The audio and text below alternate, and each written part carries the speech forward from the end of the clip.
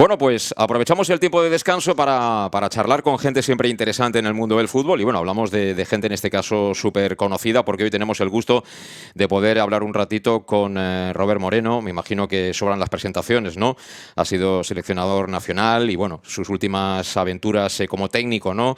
En el Mónaco, en el conjunto francés y también en el Granada, además de bueno, un largo currículum, ¿no? Trabajando también bueno, en grandes escuadras, en grandes canteras, por ejemplo la del Fútbol Club Barcelona, sin ir más lejos, ¿no? Bueno, os conocéis todos perfectamente el historial, así que lo que queda es saludarlo rápidamente. ¿Qué tal? ¿Cómo estás, Robert? Muy buenas, encantados en Flash de tenerte con nosotros. Hola, buenas tardes. Pues nada, un placer el poder estar con vosotros y poder charlar un ratito. Bueno, pues vamos a aprovechar el tiempo, lo que nos dura el tiempo de descanso. Por ejemplo, primero que nada, quiero saber cómo estás ahora mismo profesionalmente. Sé que estás colaborando en algún que otro medio, pero bueno, al final el entrenador lo que quiere es trabajar. Próximos retos, alguna cosa por ahí en perspectiva, ahora que se acerca Navidad, ¿no? Una época siempre difícil en fútbol. La verdad es que siempre puede haber retos abiertos. El mercado ahora internacional, y yo me considero un entrenador internacional y que está abierto a trabajar en diferentes sitios, pues tiene diferentes cierres y aperturas de mercado. Y sí que es verdad que ahora hay países donde se están acabando las ligas y luego tienen que empezar.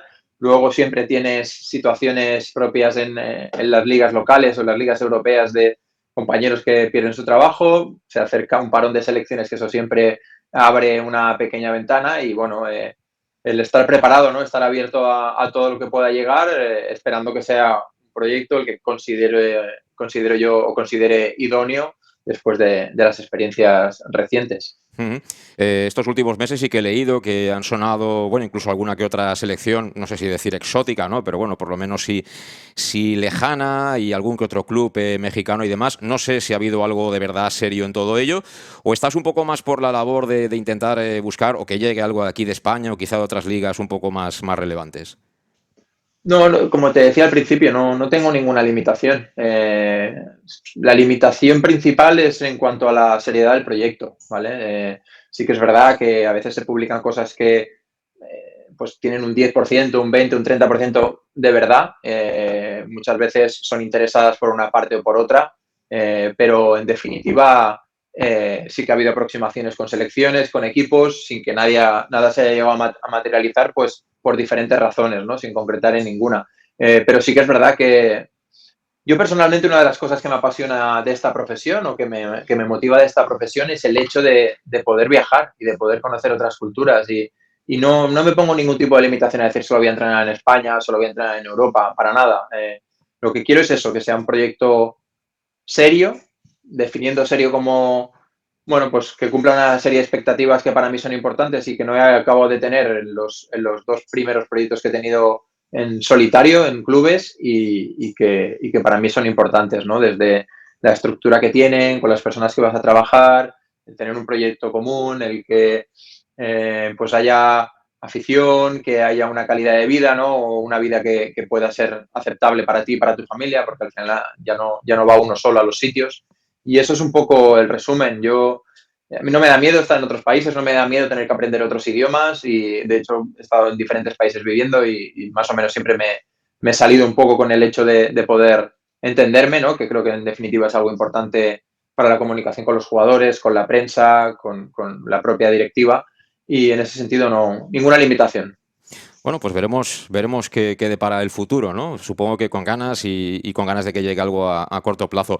Déjame aprovechar el tiempo y, bueno, quiero preguntarte, lógicamente, sobre todo por nuestro fútbol y un poco tirando de cronología, ¿no? Lo más reciente. Vamos a Granada, ¿no? Por ejemplo. También tenemos buena relación con su entrenador, con Paco López. Bueno, todos conocéis al final que el fútbol tiene buenos y, sobre todo, muchos malos momentos. Uno empatiza, ¿no? Cuando la gente lo está pasando mal, que las cosas ves que no acaban de salir. El otro día en Valencia pierden como pierden, ¿no? Una jugada muy polémica, encima con lo que ha pasado en la Copa del Rey, en principio eliminados por un tema de alineación indebida. Situación difícil, ¿no? Es complicado, ¿no? Así el día a día. Sí, no es fácil. Al final entiendes la situación como la que está pasando Paco, que, bueno, salvando las distancias, a mí me tocó vivir algo parecido y, bueno, es algo que tenemos que asumir los entrenadores. Somos los máximos responsables de todo lo que pasa alrededor del equipo, incluso cuando no somos responsables directamente, pero todo lo que le pasa al equipo es cosa nuestra, es algo que tienes que admitir dentro de la profesión. Es decir, resistirte a eso, buscar culpables externos no tiene ningún sentido porque al final los resultados acaban hablando de tu trabajo, aunque tu trabajo sea bueno, si los resultados son malos, acaban hablando mal de tu trabajo y tienes que aceptarlo. No te queda otra que asumirlo, hacer parte de eso. Pues bueno, a Paco ahora le está tocando, el año pasado le ha tocado vivir la parte bonita del fútbol, que es el ascenso y el poder estar ahí pues disfrutando, y ahora le está tocando la parte mala. Yo creo que la mayoría de entrenadores lo que hacemos habitualmente es perder. O sea, no hay entrenadores que ganen permanentemente. O sea, no hay personas que triunfen permanentemente, ni los considerados mejores entrenadores del mundo. También pierden. Entonces, eso es parte de nuestra profesión y lo que tienes que trabajar, y yo creo que Paco es un buen ejemplo de eso, es en cómo vives las emociones en la derrota, ¿no? Cómo no tienes que dejar llevar por esas emociones, que no te jueguen mala pasada, que no te lleven a tomar malas decisiones o a tener malas actuaciones, sobre todo delante de las cámaras o delante de los futbolistas, porque eso es lo que luego te puede llegar a condicionar y a penalizar en el futuro. Creo que igualmente todos somos seres humanos y cualquiera puede llegar a entender que ante una situación de mucho estrés o de mucha ansiedad, pues te puedas llegar a equivocar. Aún así somos profesionales y tenemos que tratar de evitar o minimizar todas esas situaciones. Ahora, pues nada más que enviarle mucha fuerza a Paco. Al final, el cariño con el Granada está ahí, ¿no? Para mí es mi debut en Primera División en España. No salió como queríamos, pero es el fútbol y se dan esas circunstancias y es tratar de aceptarlas y aprender, ¿no? Porque yo creo que muchas veces cuando se habla de experiencia, para mí la experiencia es sobre todo buena en la derrota, porque es la que te hace reflexionar más. La experiencia en la victoria normalmente te puede llegar a producir cierta autocomplacencia, el pensar que lo haces todo bien, que no hay que mejorar nada, y creo que es en la derrota donde las personas mejoramos. Soy de esa opinión, esa famosa frase, ¿no? Que el halago debilita al final. Bueno, de esa época Sí. del Granada tengo que preguntarte por un nombre propio, ¿no? Es un chico todavía muy joven, todavía lo era más, ¿no? Cuando tú fuiste entrenador del Granada. Y justo en Flashcore hace poco, salía una estadística en cuanto a regates completados. A mí me sorprendió particularmente, ¿no? Tiene 20 más, por ejemplo, que Vinicius, y es el top 1 de la liga en este momento. ¿Hasta dónde puede llegar este chico? Bueno, es que Brian al final, ya desde que lo seguíamos en el Recreativo Granada, es precisamente eso. Y además, fíjate, él quizá es un poco el extremo ahora y el ejemplo claro. Tiene un centro de gravedad bajo, le gusta encarar, disfruta de eso, disfruta de asistir, es muy rápido en las arrancadas. Yo creo que en ese sentido no tiene techo. El tema es cómo adapta ese fútbol al equipo donde esté. En este caso ahora está el Granada, porque al final el hecho de tener esa característica concreta requiere de un equipo que te dé contexto para que te enfrentes a muchas situaciones de esas, ¿no? Para mí Brian es un chaval excepcional que ha trabajado y ha currado mucho para llegar donde está. Yo creo que él no debería tener techo, ya ha hecho muchas cosas, ¿no? De golpe, debutó con nosotros en Copa del Rey en su momento, pero ahora ya ha debutado en Primera División, ya ha ido con la selección, está demostrando ante grandes jugadores que era la única duda que se te genera con los jóvenes siempre, ¿no? ¿Qué es lo que puede pasar cuando trasladas eso que estás viendo en los entrenamientos, eso que estás viendo jugando en segunda red y lo trasladas al primer nivel, ¿no? Pues él este año, sobre todo con Paco, ha demostrado que está súper preparado para eso, y cuando ya lo haces contra jugadores de alto nivel quiere decir que lo puedes hacer contra cualquiera. Es una cuestión más ya de confianza, de que no te vayan conociendo, porque al final los jugadores en el primer nivel, pues los laterales de alto nivel estudian a sus rivales y saben lo que eres. El tema es que a la velocidad que lo hace él es quizá difícil de parar aunque sepas lo que te va a hacer, ¿no? Yo le deseo lo mejor porque aparte tanto él como su familia han luchado mucho para que el chico esté ahí y haya llegado ahí, y cuando encuentras a gente así en tu carrera, pues solo les puedes desear lo mejor. Bueno, pues seguro que tiene un porvenir muy brillante por delante si sigue haciendo las cosas como hasta ahora. Damos un salto, ¿no? Vamos al Mónaco, Liga Francesa, ahí, bueno, repasando un poco aquella plantilla que manejaste, unas cuantas jornadas. Bueno, sobre todo han ganado valor, ¿no? Dos futbolistas. Uno está en el Chelsea, Badiashile, pero especialmente te quiero preguntar por el otro, ¿no? Que es Aurélien Tchouaméni. Se pagó mucho dinero por él, es un chico que tiene muchísimas facultades, evidentemente, pero da la sensación que no ha acabado de hacerse, ¿no? Como Casemiro tenía con ese puesto de hombre ancla en el medio campo. ¿Le falta algo todavía? ¿Es la juventud? ¿Es estar en un club tan grande? ¿Cuál es tu opinión? Le falta llamarse Casemiro, es que él no es Casemiro. El problema que tenemos cuando hay un jugador de la talla de Casemiro en un club como el Madrid es que deja tanta huella que al final se genera alrededor de él los conceptos o las características que se espera de esa posición. Y él, en este sentido, es Tchouaméni, es diferente. Es un jugador con mucha más llegada, que tiene tiro, que tiene otras cosas. Es joven, acaba de llegar a Madrid. Nos tenemos que acordar que entrar en un club como el Madrid o como el Barça siendo joven, el primer año cuesta, ¿vale? O sea, es algo que tiene dificultad, incluso a veces el segundo. Y es algo que tienes que ir asumiendo e ir cogiendo. ¿Qué pasa? Que cuando tienes un precio tan alto en el mercado, a nosotros ya nos costó mucho dinero en aquel entonces, pero veíamos que era una apuesta clara analizándolo. De hecho, yo quería, lo dije cuando lo fichamos, lo hablaba con la gente de Mónaco, digo, este es el futuro de la selección francesa en cuanto a jugar en el centro del campo. Y el chico luego tiene unas características personales también a nivel de familia y demás que yo creo que le van a ayudar a triunfar. El problema es lo que decimos, ¿no? Casemiro cuando llegó al Madrid no empezó jugando como acabó jugando, ¿no? O sea, hay un reto, hay un crecimiento, hay un aprendizaje, hay un acostumbrarte a vivir en una ciudad, ahora habla español, en aquel momento parece ser que también, pero a mí no me lo dijo, me hacía sufrir con mi francés en ciernes, pero yo creo que lo va a acabar haciendo muy bien. Además, tiene Ancelotti de entrenador, que yo creo que eso es una ventaja absoluta en el sentido de que es alguien que le va a ayudar a crecer y luego tiene una serie de compañeros que también le van a hacer crecer. Yo no estoy seguro de que le va a ir bien. Ya que estamos con Tchouaméni y el Madrid y demás, te traslado un poco la situación. Da la sensación ahora mismo en la Liga, es verdad que estamos camino del primer tercio, pero que ni el Barça ni el Real Madrid, a pesar de que tienen una plantilla extraordinaria los dos, han acabado de imponerse, ¿no? De que sea esto un mano a mano, con permiso del Atlético de Madrid, que está haciendo las cosas también muy bien. Y se ha colado ahí un tercero que es el Girona. ¿Cómo ves esta pelea? ¿Le va a dar al equipo de Michel para estar ahí más tiempo? Ojalá, porque eso alegraría un poco la competición. El problema es que, bueno, ellos este año tienen la suerte de que tienen una competición y media, porque al final la Copa del Rey es como media competición, o sea, no son tantos partidos, y pueden estar centrados en eso.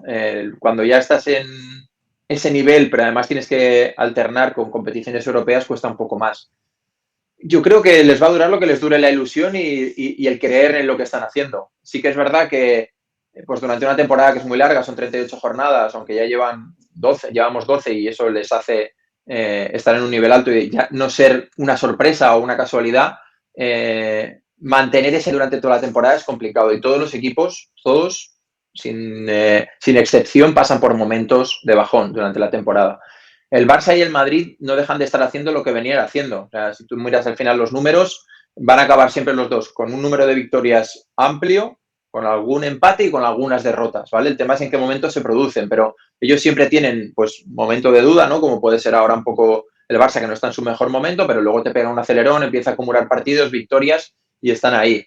Respecto al Girona, ojalá se mantenga ahí porque creo que es bueno para la competición el que entren equipos con un estilo que además con el que yo me siento cómodo también y que me gusta y que sean capaces de conseguir resultados y conseguir objetivos. También hay que decir que estamos viviendo este Girona ahora, pero que esto es fruto de 3 o 4 años de trabajo.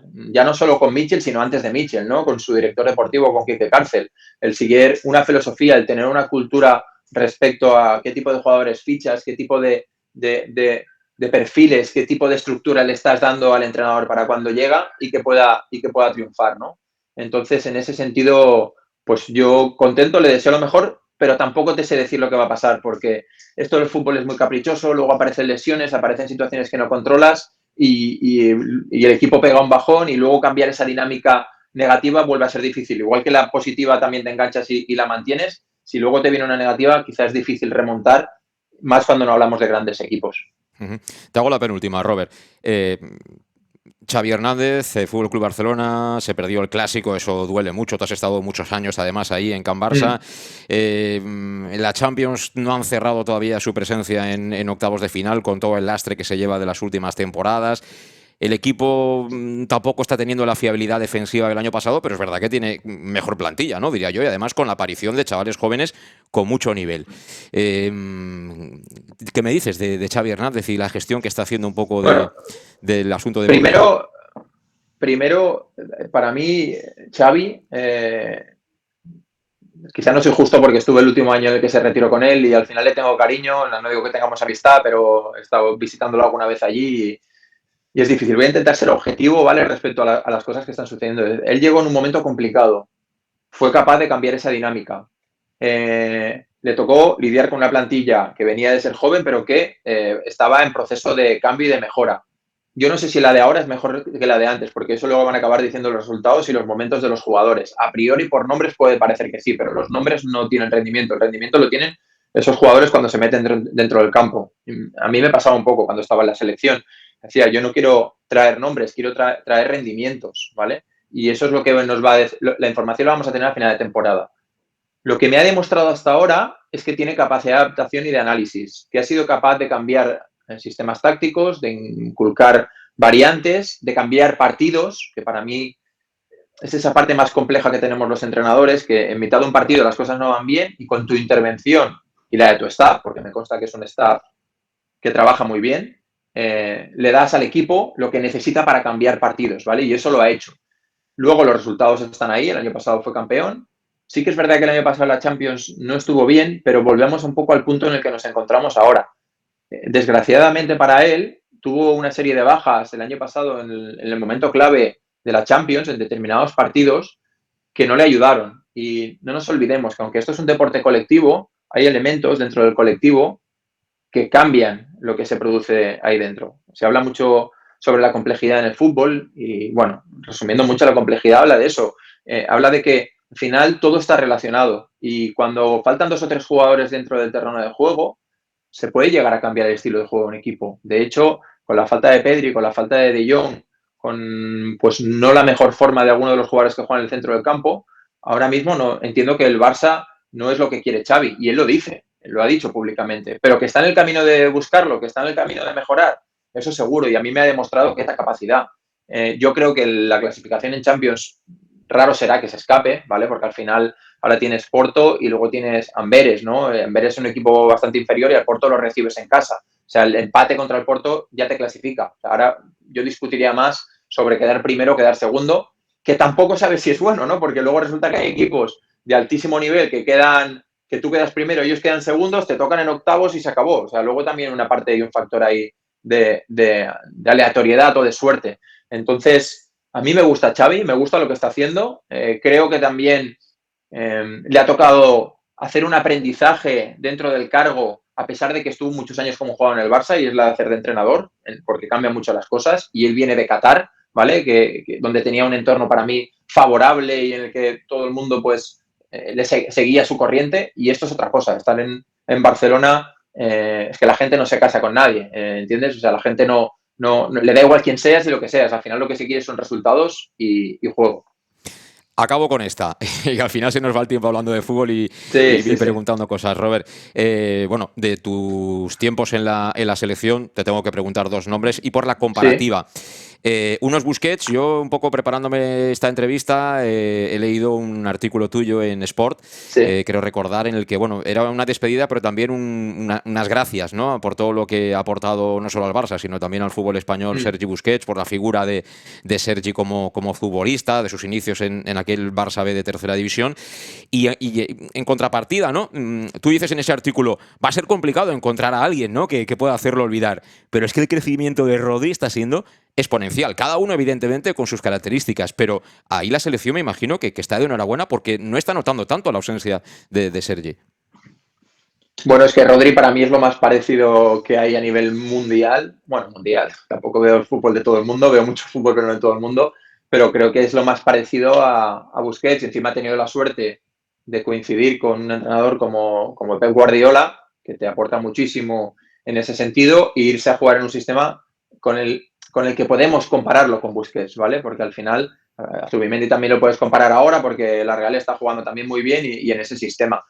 Aún así, creo que Rodri puede estar en el camino de llegar a hacer eso que está haciendo, que ha hecho Busquets en su carrera, pero necesita algo más de tiempo. Ya que ha ganado Champions, ya con la selección ha ganado también cosas, pero tienes que demostrarlo en el tiempo, porque piensa que el rendimiento o la valoración de un jugador no es simplemente una temporada, 2 temporadas. Es que Busquets, al igual que Messi, al igual que Iniesta, que otros jugadores, han sido capaces de rendir a un alto nivel y durante mucho tiempo. Rodri lo está haciendo, está en el camino. De hecho, yo cuando estaba en la selección y conmigo venía, yo le preguntaba, oye, ¿no te han intentado fichar del Barça?